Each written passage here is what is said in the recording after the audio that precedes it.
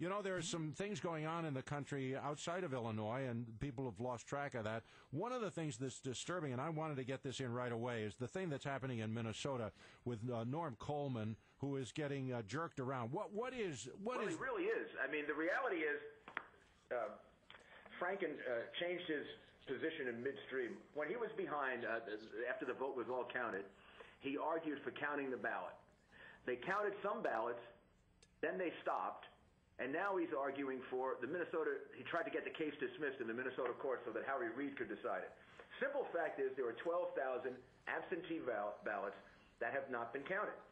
And I think Norm Coleman's lawyers have been proving that every day in this trial. They called live witnesses. Like one man who's 70 plus says, that's my signature. They turned it down because when I first signed it, I was much younger. My signature now is a little more raggedy. Yeah. But they turned down my vote. And you've got thousands like that. These votes should be counted. The Coleman people believe they'll win if that happens, largely because the votes that Franken kept out come from the more Republican districts. But who knows? You get surprised. Nobody knows how it's going to come out. You just want the votes counted. Yes. So Well, are you keeping an eye on this? Are you helping Norm? Yes, I am. I'm a good friend of Norm's. Norm was the mayor of St. Paul when I was the mayor of New York City, and we worked quite a bit together.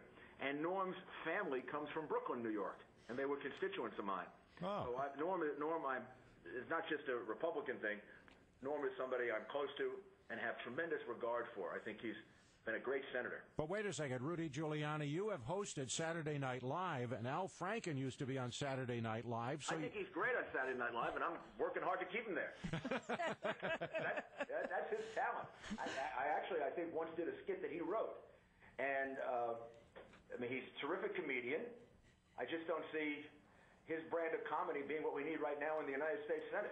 Yeah, it's just a little goofy. I mean, I don't understand it, but it's just so strange. For us in Illinois, we have our own wacky politics, and to look out at Minnesota and see that story with Al Franken, we're thinking, oh my gosh, that's just too crazy. Well, yeah, let the Minnesota courts decide and get all the votes counted, and then everybody can be at peace with who the choice is. If you want to do this post-partisan, bipartisan thing, you don't have Harry Reid try to cut off the Minnesota courts from deciding this case.